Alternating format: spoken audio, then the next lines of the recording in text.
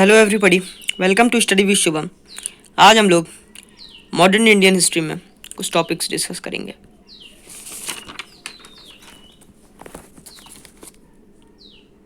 Hello everybody, तो हम लोग ब्रिटिश कंपनी के ओरिजिन को डिस्कस कर चुके हैं और कई इंडियन स्टेट्स के बारे में डिस्कस कर चुके हैं। मुगल और अलग अलग स्टेट्स जो थे उनके बारे में हम लोग डिस्कस कर चुके हैं।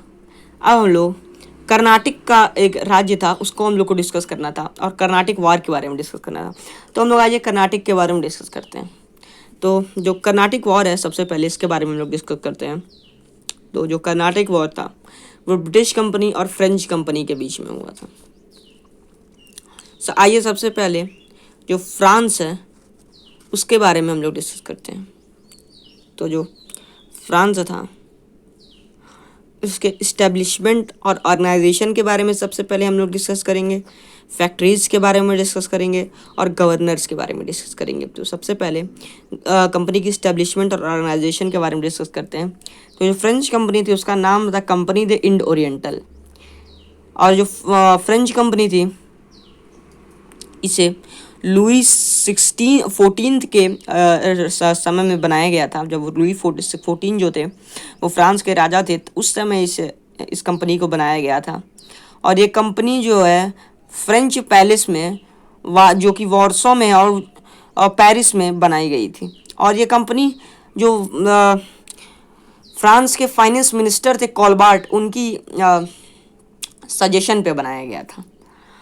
और शुरू में इसके फ्रेंच कंपनी के जो हेड हुआ करते थे उनका नाम था वो कमिश्नर हुआ करते थे। और लेकिन उसके बाद कंपनी द इंड ओरिएंटल के हेड गवर्नर होने लगे थे। अब कंपनी की जो फैक्ट्रीज थी उनके बारे में डिस्कस करते हैं। तो जो कंपनी थी वो सबसे जो पहले 1665 में कंपनी भारत में आई थी, लेकिन अनफॉर्चुनेटली जो है वो मडागास्कर से ही वापस लौट गई थी और दूसरी कंपनी फिर उसके बाद भारत आई थी और वहाँ भारत में अपनी फैक्ट्रीज को स्थापित की थी। अब 1662 में वालिकाकोंडापुरम के एक गवर्नर थे मैसूर में, जो इनका नाम था शेर खान लोदी। उन्होंने एक पौंडीचेरी का एक स्मॉल विलेज था उसको फ्रैंक मार्टिन जो थे और वेलेंगर दे लास्पिन को गिफ्ट कर दिया। उसके बाद फ्रैंक मार्टिन ने इसको कैपिटल का फ्रांस का भारत में कैपिटल बना दिया था पुडुचेरी को। और 1764 में सैयद खान जो कि औरंगजेब के मामा थे और बंगाल के सूबेदार थे, उनने फ्रेंच कंपनी को चंद्रनगर गिफ्ट किया। उसके बाद कंपनी ने इसको फोर्टिफाई कर लिया और इसके बाद वहाँ पे एक फोर्ट आर्चियंस की स्थापना कर दी। अब कुछ इंपॉर्टेंट गवर्नर्स हैं उनके बारे में डिस्कस करते हैं। तो शुरू में कमिश्नर अपॉइंट हुआ करते थे हेड के रूप में, लेकिन उसके बाद गवर्नर अपॉइंट होने लगे थे। सबसे पहला जो कमिश्नर था उसका नाम था फ्रैंक मार्टिन कैरोन, और जो सबसे पहला गवर्नर था उनका नाम था फ्रैंक मार्टिन फर्स्ट। और एक इम्पॉर्टेंट गवर्नर है जिनका नाम था डुप्ले, जिन्होंने इंडो कर्नाटिक वॉर में बहुत ही इम्पॉर्टेंट भूमिका निभाई थी। तो आइए अगला टॉपिक देखते हैं। तो अब हम लोग इंडो कर्नाटिक वॉर के बारे में डिस्कस करते हैं। तो इंडो कर्नाटिक वॉर 3 फेजेस में डिवाइडेड है। सबसे first Indo Carnatic war, second Indo Carnatic war, third Indo Carnatic. First Indo Carnatic war 1746 में और 1748 से हुआ था, और सेकंड इंडो कर्नाटिक वॉर 1749 से 1754 तक हुआ था, और थर्ड इंडो कर्नाटिक वॉर 1756 से 1763 तक हुआ था। अब इसका इंट्रोडक्शन देख लेते हैं। तो फ्रेंच कंपनी भारत में धीरे धीरे अपनी पावर को बढ़ाती जा रही थी। फ्रेंच कंपनी माहे, मलाबार कोस्ट, कराईकल, कोरोमंडल कोस्ट आदि जगहों को कब्जा कर ली थी। और 1721 में तो फ्रेंच कंपनी मॉरिशस तक को कब्जा कर ली थी। जिसके बाद जब ब्रिटिशर्स ने देखा कि फ्रेंच कंपनी ब्रिटिशर्स को भारत से हटाना चाहती है और भारत पे कब्जा करना चाहती है, तो इसकी वजह से फ्रेंच और ब्रिटिशर्स के बीच में एक वॉर की स्थिति उत्पन्न हो गई। अब आइए थोड़ा पॉलिटिकल कंडीशन देख लेते हैं इंडिया की। तब उस समय इंडिया की पॉलिटिकल कंडीशन कैसी थी? तो उस समय कर्नाटक के जो नवाब थे सादतुल्ला खान, उन्होंने अपनी नेफ्यू को दोस्त अली खान को अपना सक्सेसर कर दिया था, डिक्लेयर कर दिया था। और 1741 में दोस्त अली खान मराठा जो हैं कर्नाटक पे हमला कर देते हैं, जिसमें दोस्त अली खान मारा जाता है और चंदा साहब जो अरेस्ट कर लिया जाता है, जो कि ये भी बड़ा ही दावेदार था नवाबी का, कर्नाटक की नवाबी का। अब जो कर्नाटक का नवाब होता है वो अनवरुद्दीन बनता है, जो कि दोस्त अली का लड़का था। और इसके बाद सून जो है चंदा साहब को जो मराठा कैद कर लिए थे उनको छोड़ देते हैं। अब फ्रेंच और ब्रिटेन का यूरोप में कैसा रिलेशन था, अब इसके बारे में डिस्कस करते हैं। तो जो फ्रेंच और ब्रिटिश थे वो एक दूसरे के अपोजिशन में थे, कंटेंडर थे एक दूसरे के पावर के यूरोप में, और ये दूसरे के अपोजिशन में आ गए थे क्योंकि जो वॉर ऑफ सक्सेशन था उसकी वजह से वो एक दूसरे के अपोजिशन में आ गए थे। और जब भी यूरोप में ये लोग वॉर ऑफ सक्सेशन ऑस्ट्रिया का लड़ते थे, तब ये लोग जो इनकी कॉलोनीज थी वहां पर भी ये लोग अपना वॉर करते थे। और जो ये वॉर हुए थे इंडो कार्नाटिक वॉर, इनका main reason war of succession of Austria, Austria में जो सक्सेशन का वॉर होता था वही मेन कारण था इंडो कार्नाटिक वॉर के होने का। अब war of succession of Austria क्या था इसके बारे में डिस्कस करते हैं। तब 1740 में जो चार्ल्स सिक्स जो राजा थे ऑस्ट्रिया के वो उनका डेथ हो जाता है। इसके बाद जो प्रशिया के जो रूलर थे फ्रेडरिक, वो जो है ऑस्ट्रिया पे हमला करके उसे कब्जा कर लेते हैं। लेकिन जो चार्ल्स सिक्स की जो लड़की रहती हैं डॉटर मारिया थेरेसा, वो अपने आप को वहाँ पे रूलर बनाना चाहती हैं, जिसकी वजह से इन लोगों के बीच में वॉर की स्थिति पैदा हो जाती है। अब जब ये वॉर होता है इन दोनों के बीच में, तो जो फ्रेडरिक था उन्होंने सेलेनिया स्टेट जो ऑस्ट्रिया का है उसे कब्जा कर लेते हैं, लेकिन जो थेरेसा थी वो वहाँ की रानी बनने में सक्सीड कर जाती है। और इस वॉर में जो ब्रिटिशर थे उन्होंने फ्रेडरिक की मदद की थी और फ्रेंच ने मारिया थेरेसा की मदद की थी। अब ये जो war of succession of Austria था इसे 7 ईयर वॉर भी कहा जाता था क्योंकि ये 7 सालों तक हुआ था, और इसको 0 वर्ल्ड वॉर भी कहा जाता था क्योंकि ये इसमें यूरोप की लगभग सभी कंट्रीज इन्वॉल्व थी। अब आइए अगला ज़रा टॉपिक देखते हैं। तो अब सबसे पहले हम लोग ज़रा यूरोप का एक जियोग्राफिकल कंडीशन देख लेते हैं। इंडिया कर्नाटक का एक जियोग्राफिकल कंडीशन देख लेते हैं, क्योंकि जियोग्राफिकल कंडीशन को जाने बिना हम लोगों को कर्नाटक के बारे में नहीं कहो किसी बात को नहीं समझ में आएगा। तो सबसे पहले हम लोग देखते हैं, तो ये इंडिया साउथ इंडिया का पार्ट है। साउथ इंडिया में ये जो हिस्सा है ये कर्नाटक का हिस्सा है, और ये पूरा जो कर्नाटक को भी अपने अंडर में रखा है ये पूरा दक्कन का हिस्सा है।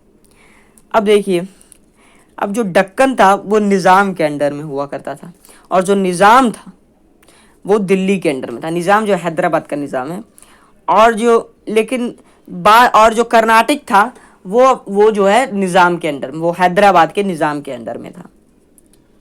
तो बाद में जो निज़ाम है वो अपने आप को दिल्ली से फ्री वो कर देते हैं, डिक्लेयर कर देते हैं। फिर इसी के बाद कर्नाटक भी अपने आप को निज़ाम से दक्कन से फ्री कर देते हैं। फिर इसके बाद एक इंडो कर्नाटक वॉर होता है 1746 से 1748 में फर्स्ट इंडो कर्नाटक वॉर होता है।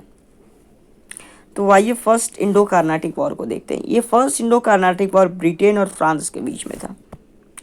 अब इसको हम लोग अगर 2 फेज़ में डिवाइड करके पढ़ें तो हम लोग को उसे अंडरस्टैंड करने में आसानी होगी।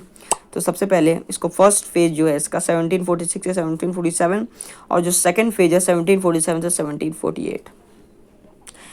अब फर्स्ट फेज में इसका बैकग्राउंड है कि जो वॉर ऑफ सक्सेशन की वजह से इन लोगों के ब्रिटिश और फ्रेंच के बीच में एक बहुत ही ज़्यादा कॉन्फ्लिक्ट की स्थिति उत्पन्न हो गई थी, ठीक है। और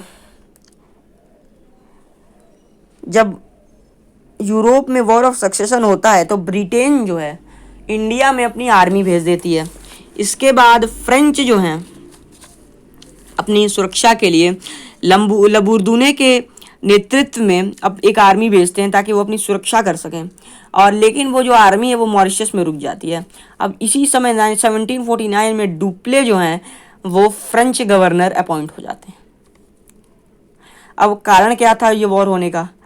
अब जब सब शांति से चल रहा है तब कारण क्या हुआ इस वॉर होने का? सबसे पहला कारण था जो बार्नेट, जो ब्रिटिश गवर्नर था बार्नेट, उसने जो है फ्रेंच शिप्स जो थी उसको इंडिया में उसको एक्वायर कर लिया। इसके बाद डुप्ले जो है लबुर्दुने से अपना हेल्प मांगता है। इसके बाद लबुर्दुने अपने 2000 सोल्जर्स के साथ भारत में आता है और कोरोमंडल कोस्ट पे रुकता है। इसके बाद वो भारत ब्रिटिशर से लड़ाई लड़ते हैं लोग, और इसके बाद ब्रिटिशर जो है हार मान जाते हैं। लेकिन इसके बाद ब्रिटिशर जो है अनवरुद्दीन जो नवाब का कर्नाटक का नवाब था, उससे वो बोलते हैं, रिक्वेस्ट करते हैं कि वो थोड़ा पीस लाएं, कर्नाटक में पीस लाएं, क्योंकि फ्रेंच जो हैं बहुत ज़्यादा वायलेंस कर रहे हैं।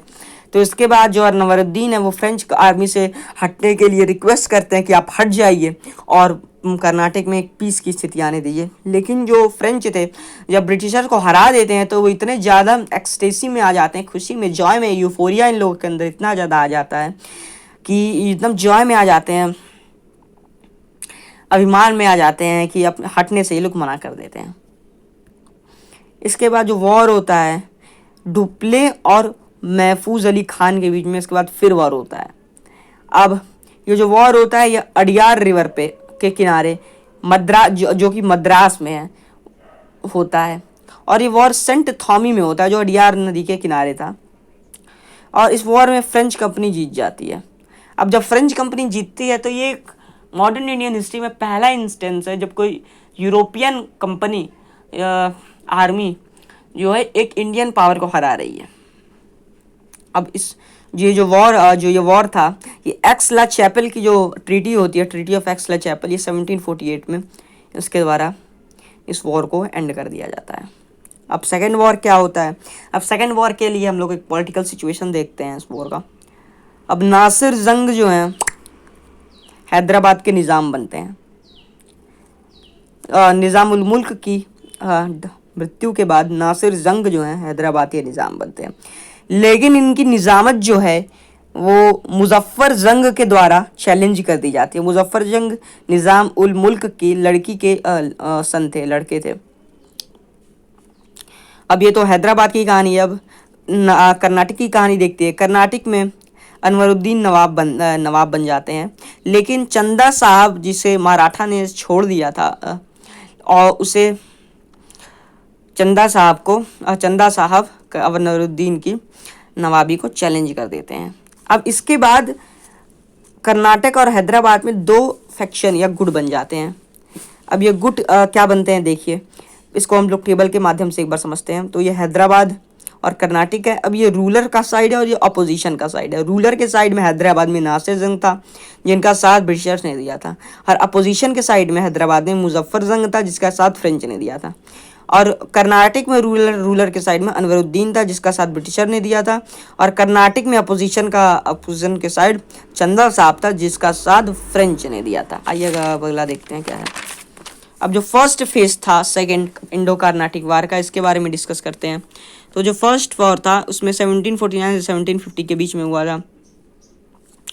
चंदा साहब जो था क्या करता है, वो डुप्ले की मदद से कर्नाटक पे हमला कर देता है, क्योंकि जो डुप्ले था वो बहुत ही ज़्यादा पावरफुल रूलर था, डिप्लोमेट था, तो रूलर बोले, गवर्नर था, डिप्लोमेट था, तो उसकी मदद से वो हमला कर देता है और फिर बैटल ऑफ अंबर लड़ा जाता है। बैटल ऑफ अंबर ये लोग लड़ते हैं जिसमें कर्नाटक का जो नवाब था अनवरुद्दीन वो मारा जाता है। जब नासिर जंग जो निज़ाम था हैदराबाद का ये जानता है कि अनवरुद्दीन मारा गया, तब इसके बाद ये जो आरकट था जो कि कैपिटल था कर्नाटक का, उस पर हमला कर देता है। अब जैसे ही निज़ाम कर्नाटक पे हमला करता है तैसे ही जो चंदा साहब था वो भाग जाता है, और उसके बाद जब डुप्ले देखता है कि चंदा साहब कमज़ोर पड़ रहा है तो उसके बाद डुप्ले जो है इसमें इंटरफेयर कर देता है और नासिर जंग से लड़ाई लड़ता है, और उसके बाद नासिर जंग को मार देता है। और नासिर जंग के मरने के बाद फिर मुजफ्फर जंग जो अपोजिशन में था वो फिर वो वहाँ का निज़ाम बन जाता है, वहाँ का हैदराबाद का। तो इसके जब मुजफ्फर जंग के बाद सलावत जंग को फ्रेंच निज़ाम बनाते हैं।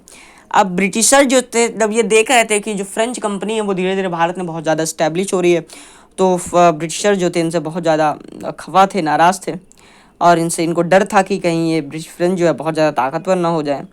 इसीलिए जो ब्रिटिशर थे मोहम्मद अली को अपनी आर्मी देकर, जो मोहम्मद अली अनवरुद्दीन के लड़के थे, उनको अपनी आर्मी देकर त्रिचनपल्ली पे हमला करने के लिए बोल देते हैं। अब ब्रिटिशर्स ने अपनी यहाँ डिप्लोमेटिक पावर दिखाई और जो अपनी आर्मी है उसको दो गुटों में, ग्रुप्स में बांट दिया। एक तो उन्होंने त्रिचनपल्ली भेजी जो कि मोहम्मद अली के हेड उसमें नेतृत्व में थी, और एक उन्होंने आर्कट भेजी जो कर्नाटक का कैपिटल है, जिसे रॉबर्ट क्लाइव ने हेड किया था। अब सेकंड फेज क्या था, क्लाइव जो है आर्कट को 210 सिपाहियों के साथ अपने कब्जा कर लेता है। इसके बाद फ्रेंच आर्मी जो है और चंदा साहब की आर्मी, चंदा साहब और डुप्ले अपनी आर्मीज को आर्कट पे भेजते हैं, क्योंकि जो है क्लाइव है वो आर्कट पे कब्जा कर लिया है। अब जैसे ही वो उनकी आर्मी आर्कट जाती है तो त्यों ही मोहम्मद अली जो त्रिचनपल्ली के लिए जा रहा था, उसने रूलर्स जो थे आसपास के उनसे मदद मांगी। तब उसके बाद एक मराठा रूलर थे मोरारजी राव, उनसे उन्होंने मदद मांगी और उन्होंने 6,000 घुड़सवारों के साथ उन्होंने त्रिचनपल्ली पे उनकी मदद करते हुए हमला कर दिया। इसके बाद मोहम्मद अली, ब्रिटिशर्स और मोरारजी राव ने फ्रेंच और चंदा साहब को हरा दिया। इसके बाद मोहम्मद अली जो है नवाब ऑफ कर्नाटक बन जाते हैं। अब इस हार के बाद डुप्ले जो है वो वापस बुला लिया जाता है और जो फ्रेंच गवर्नर नया बनता है उसका नाम था गोदेह, वो जो है फ्रेंच नया गवर्नर बन जाता है, नया गवर्नर फ्रेंच का, और जिसने ट्रीटी ऑफ पुडुचेरी भी साइन कर दी थी इस वॉर के बाद। अब थर्ड वॉर ऑफ कर्नाटक इतना इंपॉर्टेंट नहीं है, लेकिन इसे हम लोग हल्का देख लेते हैं कि जो थर्ड वॉर ऑफ कर्नाटक था इसे फ्रेंच से काउंट लाली ने हेड किया था और ब्रिटेन में आयरकूट ने हेड किया था। अब इस वॉर में ब्रिटिशर ने फ्रेंच को वांडीवाश में हरा दिया था, जिसको बैटल ऑफ वांडीवाश भी कहते हैं। और ये जो वॉर था ये ट्रीटी ऑफ पेरिस जो कि यूरोप में साइन हुई थी, इसके द्वारा ये वॉर जो है आखिरकार एंड हो गया था। अब जब ये वॉर एंड हुआ था तब ट्रीटी ऑफ पेरिस साइन हुई थी। अब ट्रीटी ऑफ पेरिस में फ्रेंच कंपनी के ऊपर कुछ रिस्ट्रिक्शन लगा दिया था। अब रिस्ट्रिक्शन क्या था, कुछ रिस्ट्रिक्शन जैसे कि लार्ज आर्मी रखने के लिए रिस्ट्रिक्शन हो गया था इन लोगों के ऊपर, और फोर्टिफिकेशन नहीं कर सकते थे ये लोग, और ये लोगों के पास एक लिमिटेड आर्मी हो गई, लिमिटेड ट्रेड करने की इनको अनुमति थी। Hope you like this video. अगर ये वीडियो आपको अच्छा लगा हो तो प्लीज़ इसको लाइक, सब्सक्राइब और शेयर जरूर करें। धन्यवाद।